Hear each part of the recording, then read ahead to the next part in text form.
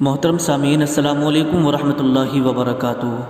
میرے پیارے اسلامی بھائیوں، آج کا سوال ہے کہ غسل خانے میں مرد لوگ کھڑے ہو کر کے نہاتے ہیں، کوئی بیٹھ کر کے نہاتا ہے غسل خانے کے اندر، لیکن کیا عورت غسل خانے میں کھڑے ہو کر نہا سکتی ہے یا نہیں جب چاروں طرف سے بند ہو؟ تو ایسی صورت میں عورت کو کھڑے ہو کر نہانا جائز ہے یا نہیں، یا بیٹھ کر ہی نہانا پڑے گا؟ تو اس کے تعلق سے شریعت کا کیا حکم ہے، اور غسل کرنے کے بعد کتنی دیر میں کپڑے پہننا چاہیے؟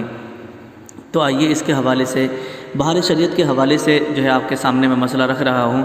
تو سب سے پہلا یہ ہے کہ مرد چاہے کھڑے ہو کر کے نہائے یا بیٹھ کر کے نہائے، دونوں طرح سے مرد کا کھڑے ہو کر اور بیٹھ کر نہانا یہ جائز ہے۔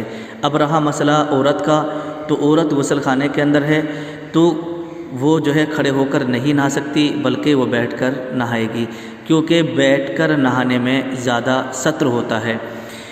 اب رہا مسئلہ یہ کہ غسل کے بعد کتنی دیر میں کپڑے پہننا چاہیے۔ بہت سارے لوگ جو ہے جسم کو ایسی سکھاتے رہتے ہیں، اور بہت سارے لوگ ایسی بیٹھے رہتے ہیں، تو ایسا نہیں کرنا چاہیے، بلکہ غسل کے فوراً بعد ہی کپڑے پہن لینا چاہیے۔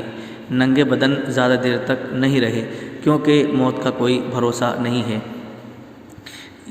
اور رہا مسئلہ یہ کہ جس طرح مردوں کو مردوں کے سامنے ستر کھول کر نہانا حرام ہے، اسی طرح سے عورتوں کو بھی عورتوں کے سامنے اپنا سارا بدن کھول کر ستر کھول کر نہانا یہ جائز نہیں ہے، کیونکہ دوسروں کے سامنے بلا ضرورت ستر کھولنا حرام ہے، چاہے مرد ہو یا عورت۔ کیونکہ بہت ساری عورتیں ایسا کرتی ہیں کہ کہیں بیاہ شادی میں جاتی ہیں یا اپنے گھر میں ہی جب وہ اندر جا کے کپڑے چینج کرتی ہیں تو دو چار عورتیں اور بھی ہوتی ہیں تو ان کے سامنے ہی کپڑے چینج کر لیتی ہیں، بلکہ انہیں ایسا نہیں کرنا چاہیے، پردے کی آڑ میں رہ کر کے انہیں کپڑے چینج کرنا چاہیے۔